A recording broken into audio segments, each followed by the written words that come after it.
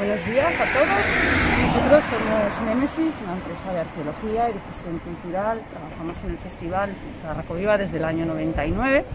Yo soy Lalo Linguanzo, está filmando Reis. Y tenemos aquí a María Fernanda Martínez Polanco, que es arqueóloga. Nosotras también somos arqueólogas. Bueno, la idea de hacer esta grabación, en principio, sería hacer una visita arqueológica al anfiteatro romano de Tárraco. Entonces, a lo mejor os ha sorprendido empezar en la playa. Estamos en la playa del Miracle. La primera imagen que habéis visto, de hecho, ha sido el mar Mediterráneo y el paseo marítimo en el que estamos ahora. Estamos en el siglo XXI y toda esta parte del que estáis viendo se ha confeccionado muy reciente, a finales del siglo XX. Pero a nosotros lo que nos interesa es centrarnos en la imagen que está detrás de mí y detrás de Mafer. Ella viene aquí con nosotros porque os representa a vosotros que estáis viendo el vídeo. Es decir, éramos muy conscientes de que hablar solo una persona podía ser un poco cansado, un poco aburrido. Y claro, si en algún momento de nuestra intervención tenéis alguna duda, lo interesante sería poder escucharla. Pero claro, como esto es una grabación, ni oímos lo que tenéis que preguntar, ni nos lo podemos imaginar. Esta es la razón de que Mafer esté aquí en representación vuestra. Cualquier duda que le surja a ella, pues me preguntará. Y más o menos, pues así intentaremos estar todos un poco más juntos y que no sea algo tan virtual. Así que Mafer es colombiana, es arqueóloga, es colombiana y lleva viviendo en Tarragona pues un año mientras termina la tesis. Así que su tesis doctoral no tiene absolutamente nada que ver con el anfiteatro romano de Tárraco. Por eso es muy interesante todas las preguntas que nos pueda hacer. Así que vamos a ver primero esta parte de aquí. Es interesante que veáis que actualmente la visita arqueológica que hacemos a los restos arqueológicos romanos en Tarragona es una visita muy preparada. Es un circuito arqueológico circular que está muy bien preparado para ver todos los restos romanos de la ciudad. Y el anfiteatro se beneficia también de este circuito arqueológico y de hecho se visita desde otra perspectiva. A lo mejor muchos de vosotros nunca habéis visto esta parte del anfiteatro romano de Tárraco, porque es la parte que no entra dentro de este circuito que os comentaba. Y nos ha parecido muy interesante empezar por aquí precisamente por esto, para salir un poco de lo que sería la norma habitual de visita al monumento. Nosotros ahora estamos de cara al mar, estamos en lo que conocemos como las bóvedas de mar, la gradería que da al mar, y como veis no se conservan enteras, están rotas. Están rotas, pero están bastante reconstruidas, están arregladas para evitar, bueno, que las fracturas que han sufrido a lo largo de los tiempos pues colapse la estructura. Por tanto, se han restaurado en un momento determinado y han añadido elementos para evitar que colapse la estructura. Claro, la primera imagen que tenemos del anfiteatro romano de Tárraco la tenemos en 1563. Sería nuestra primera fotografía. Es un grabado que hace un pintor flamenco, Anton van der Lingaerde, que viene a España, le contrata Felipe II. Y su trabajo consiste en recorrer toda la geografía española haciendo dibujos, haciendo grabados de diferentes ciudades que al rey le interesan. Una de las ciudades que le interesan será Tarragona, así que viene aquí y dibuja el anfiteatro desde este punto de vista desde el que estamos nosotros. Es decir, lo dibuja desde mar y lo que él ve es esto que estamos viendo nosotros. Las bóvedas que sujetan la gradería del anfiteatro. Él también las ve rotas. Esto es importante. Pero el grado de rotura que ve él no es el mismo que vemos nosotros. Cuando él viene aquí hay más parte conservada de la que actualmente estamos viendo nosotros. Importante es también que notemos la diferencia de altura.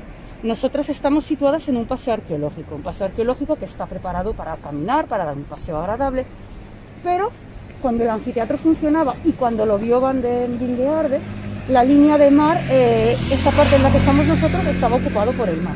Y aquí lo que tendríamos sería una montañita sobre la que se elevaba el anfiteatro, que ya estaba roto cuando lo vio este pintor flamenco. Vamos a ir un poquito hacia allá para que se abra la imagen y podamos ver algunas bóvedas de las que están inferiores. Porque desde aquí nosotros estamos viendo las bóvedas que sujetan la parte media de la gradería. Pero en un anfiteatro conservamos tres líneas de grada. La de abajo, que se llama Inma Cavia, la del medio, que sería la Media Cavia, y la de arriba, que sería la Summa Cavia. Desde aquí, desde donde estamos nosotros, vemos las tres. La inferior, la media y la superior. Vamos un poquito hacia allá para que se abra la imagen y podamos ver.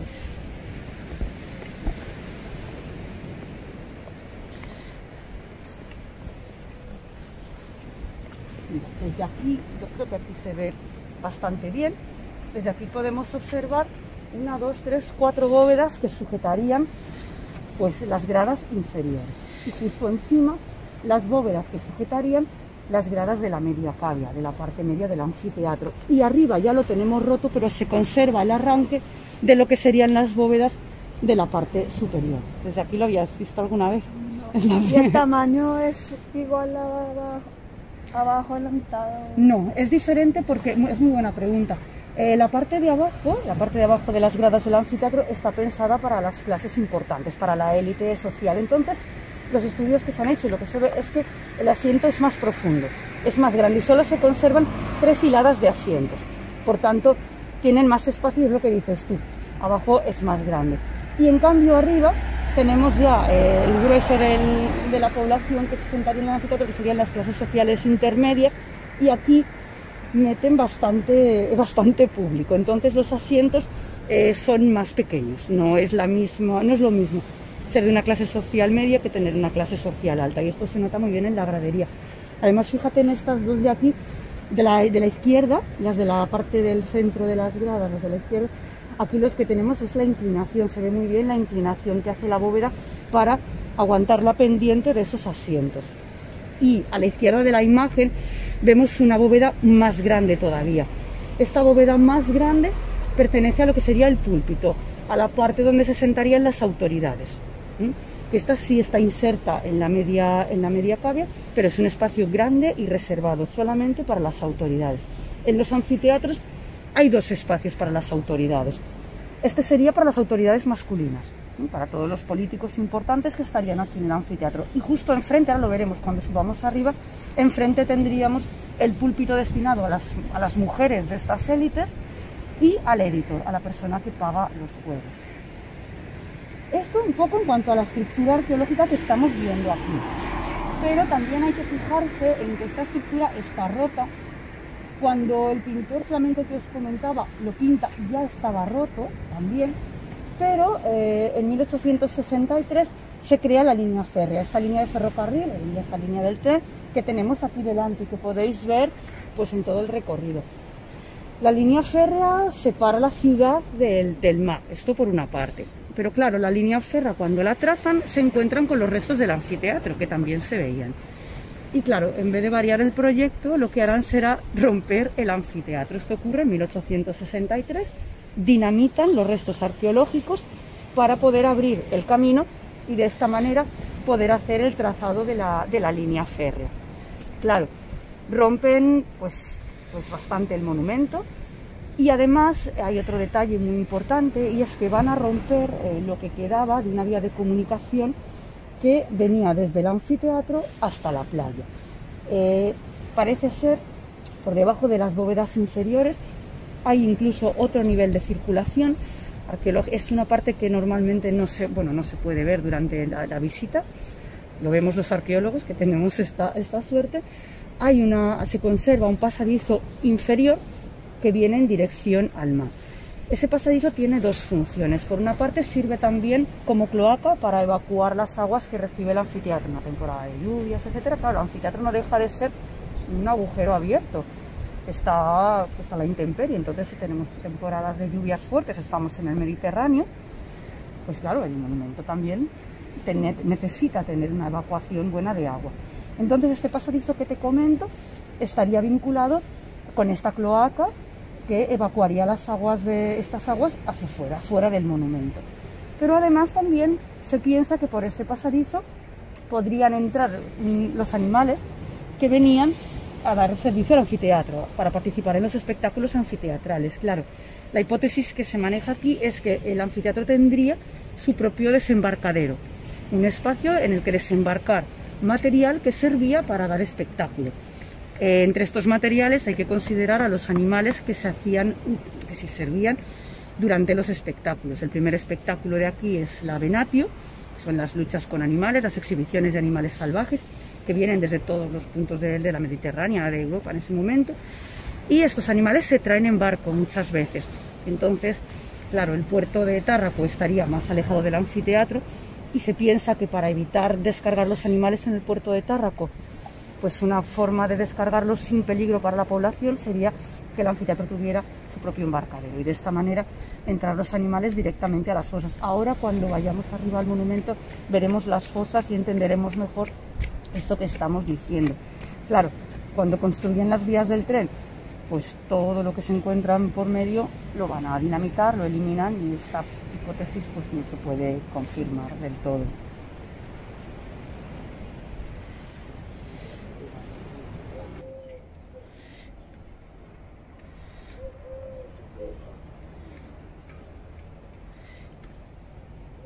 Estamos en la plaza del Cardenal Arcio Chotorena, que es también uno de los sitios a los que no se me ocurriría venir nunca para ver el anfiteatro romano de Tárraco. Y sin embargo es uno de los mejores sitios para mi gusto como arqueóloga para ver el monumento. Acabamos de subir desde la playa, recordad, estábamos abajo a pie de playa, habíamos visto el monumento pues como aquella primera foto, aquel primer grabado de 1563, y vamos a ver más imágenes del monumento tal y como lo pinta este pintor. Desde aquí lo que estáis viendo es la gradería que sujetaban las bóvedas que habíamos visto antes. Este camino, este es el camino del Penal, porque el anfiteatro, tal y como lo vemos ahora, es fruto de las excavaciones arqueológicas que se han venido realizando desde mediados del siglo XX. Pero antes de estas excavaciones, el espacio del monumento ha estado edificado. El último edificio que había aquí ha sido un penal que se construye a finales del siglo XIX, a mediados del siglo XIX. Este penal es el penal del Miracle. Como veis, todos los nombres hacen alusión al Paseo del Miracle, a la playa del Miracle, y en catalán Miracle significa milagro, pero no tiene nada que ver con esta transcripción. El nombre sería del latín miracolo. Aquí había también una iglesia, ahora la veremos, que es la iglesia de Santa María del Miracolo, y el Miracolo sería una atalaya, una torre, que habría justo encima de las gradas. Desde aquí estáis viendo la parte superior de las gradas. Esta atalaya no se conserva, pero sí ha quedado el nombre, ha quedado la toponimia, que como veis ha condicionado pues todo el nombre de la zona, desde la playa al paseo o al propio camino, a la propia iglesia de Santa María del Miracle. Lo que vamos a hacer ahora es acercarnos. Ya veis que delante tenemos una valla, es decir, este espacio del monumento no está abierto al público. Nosotros este año, pues justo al acabar el confinamiento, hicimos una intervención arqueológica en esta zona. Hubo una intervención de restauración y una intervención arqueológica muy poco invasiva, de hecho una lectura de paramentos para poder dar cronologías a los diferentes restos arqueológicos que se conservaban en esta zona. Entonces, la idea de esta grabación era acceder a la excavación arqueológica, era acceder a la zona que habíamos visto y de esa manera poder visitar los restos arqueológicos que habitualmente, como os digo, no están abiertos al público. Ya veis la valla que tenemos. No ha sido posible y por eso estamos improvisando un poco esta visita a los restos arqueológicos del anfiteatro. Así que lo que vamos a hacer, es ir para allá a ver el monumento más de cerca. Bueno, hemos conseguido meter el móvil por dentro de la verja y de esta manera vamos a intentar aproximarnos un poco al monumento. Bien, lo que estáis viendo aquí ahora mismo es la imagen más cercana de estas gradas. Desde aquí también estáis viendo la inma cavia, es decir, la parte inferior de la gradería, que serían estos 3 escalones que vemos aquí a la derecha. Después veis un muro que separa la media cavia de la parte intermedia de la gradería. Y ya tendríamos pues todo el desarrollo de la media cavia. Y al lado de la izquierda de la imagen estaría el arranque de lo que sería la gradería superior.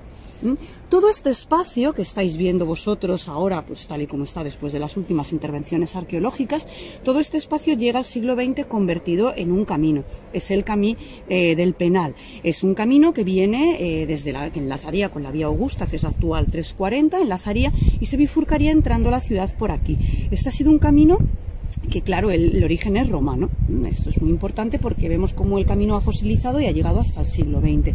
Como este espacio se destina a Penal en el siglo XIX y deja de funcionar en 1905, pues este camino popularmente se llamaba así Camino del Penal y enlazaba con la ciudad de Tarragona. Actualmente la imagen de la ciudad es muy diferente porque si veis hacia arriba pues tenemos pues el Scalestri, ¿no? Esa parte por la que van circulando aquellas personas, el Vía al Brian, el Hotel Imperial Tárraco aquí al fondo. Rambla Nova al fondo también. Es decir, ha cambiado mucho la imagen de la ciudad si la comparamos con las imágenes que tenemos de principios del siglo XX. Claro, es que el monumento pues no se veía, lo único que se ha visto siempre es esta parte de la grada que ya, como decíamos, la habían pintado en 1563 y siempre ha estado a la vista, y donde se supone que se albergaba esa atalaya del Miracle, del Miracolo, que es la que da nombre a la zona. Desde aquí también vamos a bajar un poco el móvil hacia abajo. Vale, no sé si distinguís un pasillo que se abre aquí en el terreno. En el terreno ya podéis ver cómo se han ido haciendo los acopios de los diferentes elementos arquitectónicos que se han ido recuperando durante las intervenciones del anfiteatro. Pero un poquito más hacia arriba, no sé si distinguís esta línea recta que vemos en la imagen. Bueno, no sé si distinguís también algunas. A ver si vamos a hacer un zoom aquí, justo aquí. Perfecto. Estos serían los restos de un vomitoria, es decir, el vomitoria serían los espacios vomitorium, los espacios que tenemos en el anfiteatro para distribuir a la gente en las gradas. Son pasillos que están diseminados en diferentes puntos del monumento, y la gente, para acceder a sus asientos, tenía que utilizarlos tanto para entrar y buscar su asiento como para salir después del recinto. Entonces aquí vemos uno. En el resto del monumento, ahora en el muro que separa la Inma Cavia de la Media Cavia, también los vemos, también vemos los otros vomitoria, que todos estos nos dan el acceso a la gradería inferior, a la que sería de las autoridades. También desde aquí estamos viendo ya la arena.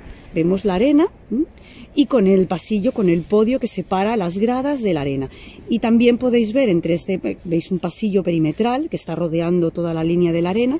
Este espacio estaría cubierto completamente a los ojos del público, estaría techado. Hoy en día pues no se ha techado, se ha dejado tal cual. Y por ahí sería un espacio de circulación únicamente para el personal del anfiteatro.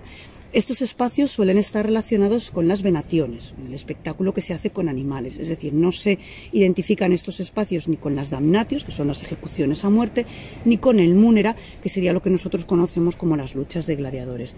Son espacios de circulación también pues para agilizar el espectáculo en algún momento dado. Si hay que entrar o sacar algo, el personal del espacio lo haría por aquí, al igual que por las fosas, pero sobre todo a nivel escénico está vinculado únicamente con la venatio. A nivel taurino, si algunos sois taurino, esto sería el burladero de una plaza de toros, que ya sabéis que hoy en día las plazas de toros lo que están haciendo es replicar las venaciones, es lo que queda de los espectáculos de anfiteatro. Por eso el término pues se puede aprovechar en esta ocasión. Bien, vamos a girar el móvil hacia la derecha para ver estos otros restos arqueológicos que tenemos aquí. Aquí estamos en la cabecera de la iglesia del Miracle. La iglesia de Santa María del Miracolo, o Santa María del Miracle, es una iglesia románica del siglo XII que se construye aprovechando los restos arqueológicos del anfiteatro. De hecho, muchos de sus materiales se han sacado de los restos arqueológicos del anfiteatro. La intervención arqueológica que hemos hecho este año pues ha consistido en documentar pues todos los paramentos que tenemos vinculados a esta fachada del monumento. Por tanto, durante nuestra intervención, pues básicamente lo que hemos documentado son elementos bastante modernos y contemporáneos. Entre ellos, pues el uso que se hace de la iglesia en este tramo. La iglesia del Miracle funciona hasta más o menos en el siglo XVI, cuando viene Van den Wingearde, también está en funcionamiento, pero después, en el siglo XVII, es ocupada por los monjes trinitarios. Aquí instalarán su convento y van a reformar la iglesia. La reforman y añaden otras habitaciones. Y lo que estáis viendo aquí es cómo aprovechan, estamos viendo, esto es el transepto de la iglesia. La iglesia del Miracle es una iglesia de planta de cruz latina, y nosotros aquí estamos viendo cómo en la parte trasera del transepto ellos han configurado una habitación. Y aquí abajo veis un paso, el paso para acceder a la habitación. Claro, aquí había diferentes alturas. Grabados posteriores vemos que el convento de los trinitarios tiene pues hasta 3 o 4 plantas. Entonces aquí estaríamos ya en una segunda o casi tercera planta. Y nosotros el acceso a la intervención lo hacíamos justo por aquí. Aquí pusieron una escalera para poder acceder al interior del espacio. Actualmente también, después de la intervención, lo que se ha hecho, estáis viendo los puntales que han puesto por seguridad. No quiere decir que se vaya a caer la pared de la iglesia, pero por seguridad se ponen y así pues nos aseguramos de que no haya ningún tipo de problema. Estos puntales han quedado puestos ahora. También veis al fondo, por detrás de todos los puntales, veis un acceso, veis una puerta que rompe también parte de la estructura del siglo XII, y esa puerta ya la hacen cuando hacen el convento de los trinitarios, porque van a comunicar con otros ámbitos, otras habitaciones que también están realizando ellos, aprovechando la iglesia del siglo XII. ¿Qué quiere decir esto? Bueno, pues que la iglesia, tal y como se concibió en el siglo XII, pues no va a funcionar en el siglo XVII. Se le va, a algunas partes de la iglesia se le dan otros usos, y dentro de la iglesia se sigue aprovechando como edificio sacro, pero también se modifica. Bueno, estamos ahora en el camino que nos comunica, pues el camino del Penal que veíamos antes, con la ciudad de Tarragona. Estas escaleras, estas son las escalas del Miracle, las escaleras del Milagro. Como veis, mantenemos todavía la toponimia. Este camino, que también parece actual, también es bastante antiguo. No sabemos si ya funcionaba en el siglo XII con la iglesia, si se confecciona también a partir de la creación de la iglesia del siglo XII, que está justo detrás de ti ahora mismo la iglesia. Pero cuando Vindeguer hace el grabado, ya nos marca este acceso para comunicar esta zona de la ciudad de Tarragona con la otra parte de la ciudad. Nosotros, no lo hemos dicho antes, lo vamos a decir ahora, el anfiteatro está construido fuera de la muralla, estamos extramuros. En épocas posteriores va a seguir siempre fuera de la muralla, porque en el siglo XII se aprovecha el trazado murario romano, en el siglo XIV también, y en épocas sucesivas también. O sea que el anfiteatro siempre ha estado ubicado fuera de la muralla, así que había que comunicarlo con la ciudad. Para eso se aprovecha la vía Augusta, en época romana, la vía Augusta y otros viales que están relacionados con la vía Augusta. Y después, a posteriori, pues también se va a seguir utilizando esa vía adaptada a las nuevas épocas y estos caminos que hemos visto. Y este es uno. Aunque nos parezca actual, pues es un camino bastante antiguo. Al menos lo dibuja el pintor flamenco desde 1563. Lo que pasa es que hoy en día lo vemos completamente modificado. En su momento sería un camino con pendiente, pero un camino más de tierra. Sí que en el grabado se detecta un tramo de escaleras que parece que sale de esta zona para enlazar con la pendiente y llegar a la parte superior, lo que sería la zona de la vía Augusta, de la actual calle Vía Augusta, que entra la ciudad también por aquí. Y bueno, hoy en día lo que vemos es básicamente este trazado. Ahora estamos en línea, justamente en línea con la cabecera de la iglesia de Santa María del Miracle. Claro, no sé si veis que no tiene techo. La iglesia ha perdido el techo. Y el techo lo pierde en 1924, lo dinamitan, porque claro, todo este espacio, lo comentábamos antes, llega convertido en un penal. El penal aprovecha el convento de los trinitarios, el convento de los trinitarios aprovecha la iglesia del siglo XII y la iglesia del siglo XII aprovecha una basílica del siglo VI después de Cristo y los restos arqueológicos del anfiteatro. Así que en el siglo XX, cuando el penal deja de existir en 1905, lo que van a hacer es pues desmontarlo porque quieren recuperar la iglesia del siglo XII. Claro, durante el proceso de desmontaje se daña la estructura, quitan el penal, evidentemente, se llevan por delante el convento de los trinitarios, es decir, el convento de los trinitarios queda realmente pues negativos de dónde estaría, de espacios usados por él, pero realmente lo desmontan sin ningún tipo de contemplación. El objetivo es buscar, pues bueno, toda la iglesia dejarla bastante a la vista. Pero las obras de desmontaje afectan la estructura y parte del techo se cae. Había también un cimborrio en medio, un cimborrio octogonal que se ha visto desde, bueno, en fotos cuando comienza el siglo XX, que ya tenemos el auxilio de la fotografía, se puede distinguir este cimborrio, pues esto todo se elimina. Y claro, una iglesia que llega con su cubierta, pues la pierde absolutamente. Entonces, si nos acercamos un poco, pues podemos ver que no se conserva en ningún momento ningún rastro de la cubierta de la iglesia, evidentemente del cimborrio octogonal aún menos. Pero desde aquí lo que sí podemos ver es, claro, cuando dejan a la vista la iglesia, cuando empiezan las excavaciones en el siglo XX, a mediados del siglo XX, las excavaciones que se hacen en los años 40 y los 50, la sorpresa fue que al excavar en el interior de la iglesia descubrieron estos restos arqueológicos que estamos viendo aquí en la nave central de la iglesia del siglo XII. Estos restos arqueológicos corresponden a una basílica del siglo VI después de Cristo. Es una basílica visigoda. Desde aquí lo que estamos viendo nosotros es la cabecera de la iglesia en forma de arco de herradura y todo el desarrollo de la planta de la iglesia. Claro, luego esto queda anulada cuando construyen la iglesia del siglo XII y no se vuelve a recuperar, no se volverá a ver hasta que no se hacen estas excavaciones ya en el siglo XX. Esto no se lo esperaba nadie. Claro, es muy interesante el anfiteatro. Cuando deja de funcionar, el anfiteatro se construye en el 125 después de Cristo, y se termina de utilizar pues en el siglo IV. En el siglo IV oficialmente se da el anfiteatro pues por terminado, ya no se usarán más, ya no se harán espectáculos, los espectáculos que se hacían aquí. Entonces, claro, el espacio queda para otros usos. Y al menos uno que está perfectamente documentado es pues un uso eclesiástico, un uso sagrado del edificio, con la creación aquí de esta basílica. No solo se crea la basílica, sino que alrededor de ella hay una zona de necrópolis visigoda. Aquí en el anfiteatro, en el siglo III, son ejecutados Fructuoso, el arzobispo Fructuoso, Eulogio y Augurio, sus dos diáconos. De ellos se conservan las actas martiriales, son de las primeras actas martiriales conservadas, y los investigadores que han excavado aquí este conjunto piensan que la ubicación concreta de esta basílica en este espacio es porque está relacionado con el lugar en el que fueron ejecutados, fueron condenados a cremación. Y se piensa que posiblemente en esta zona del anfiteatro se habría producido esa cremación.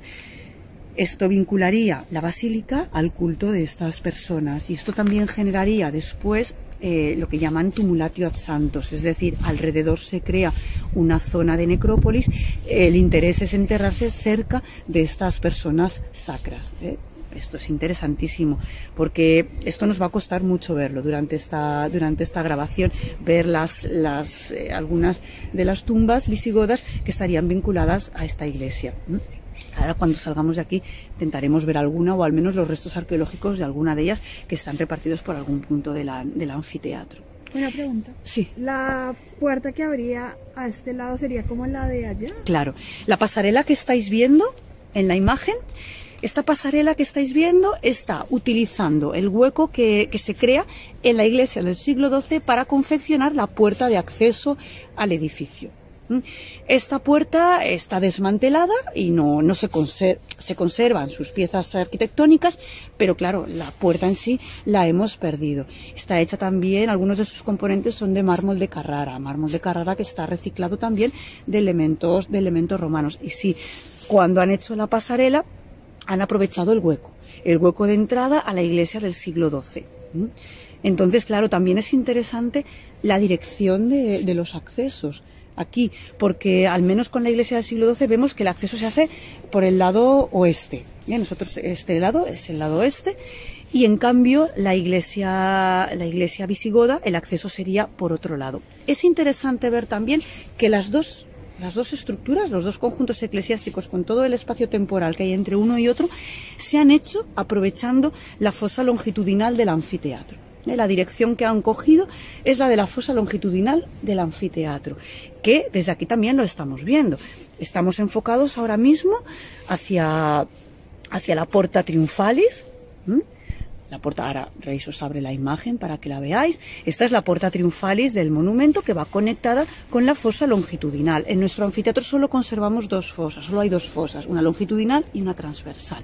Y ahora estáis viendo la Porta Triunfalis. También lo que estáis viendo es toda la reconstrucción que se hace, porque la Porta Triunfalis, cuando se hacen las excavaciones en los años 40, años 50, pues no se encuentra así. Solamente se encuentra pues lo que serían las cimentaciones.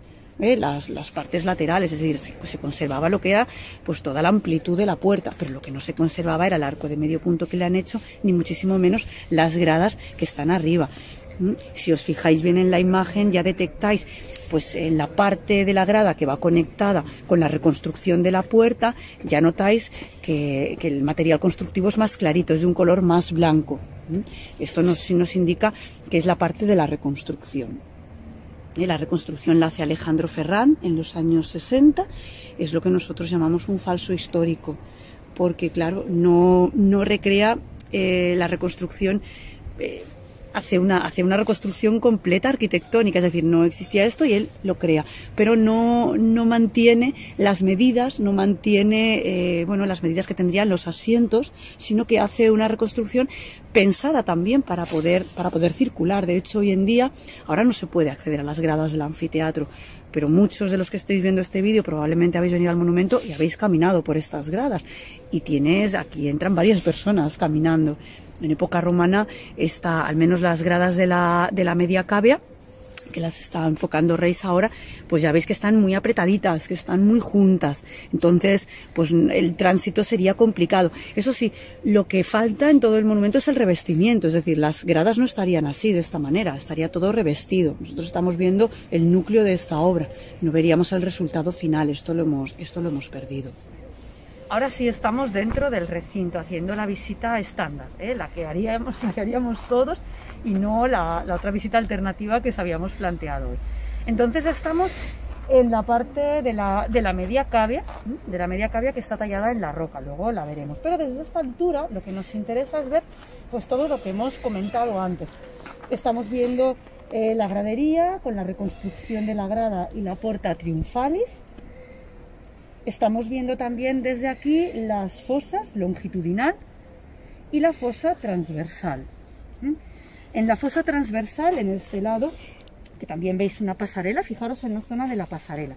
En esta fosa transversal se descubrió el Nemeseum, un espacio sagrado dedicado a la diosa Némesis, una divinidad griega, que se va a vincular muchísimo a los anfiteatros, a los juegos atléticos, porque es la que protege al mundo deportivo de la época, es la que beneficia para conseguir un justo resultado en una competición.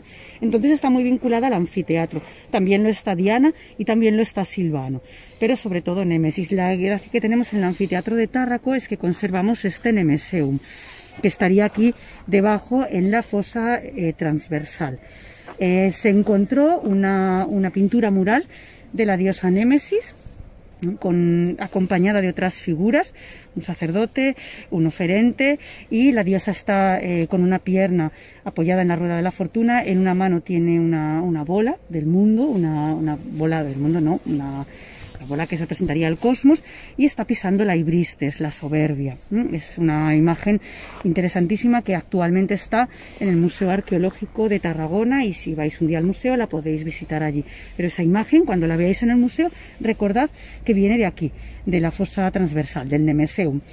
Todas las fosas estarían cubiertas con tablones de madera y después con arena. La arena sería arena de playa. También es interesante ver que nuestro anfiteatro está ubicado a pie de playa, con lo cual el acopio de arena de playa pues no sería complicado. Toda esta parte estaría tapada a ojos del público. Entonces aquí dentro de las fosas únicamente estaría el personal del anfiteatro, y todo lo que se hiciera aquí abajo pues quedaría oculto a ojos del público. Toda la tramoya, todos los elementos escénicos que en algún momento tenían que subir a la arena se ocultaban aquí. Actualmente están a la vista pues para que las podáis ver todos. Y aquí lo que tenemos es la iglesia de Santa María con la pasarela que nos conduce hacia el interior. Lo que veíamos antes desde el otro lado lo estamos viendo frontal. Y la iglesia está reaprovechando la estructura visigoda. De hecho, este espacio cuadrado que tenéis aquí en la imagen es una cámara anexa a la basílica visigoda. La basílica visigoda cimenta dentro de la fosa longitudinal. Ya veis que está aprovechando el interior. Podrían haberse puesto un poquito más hacia el otro lado y no haber hecho esta cimentación tan grande, pero decidieron hacerlo así. Y esto es una cosa interesantísima a nivel arquitectónico. Encima de la cámara anexa, de esta cámara cuadrada, estáis viendo que hay apilados diferentes materiales. Los materiales que estáis viendo pertenecen a la necrópolis visigoda que había aquí en el anfiteatro.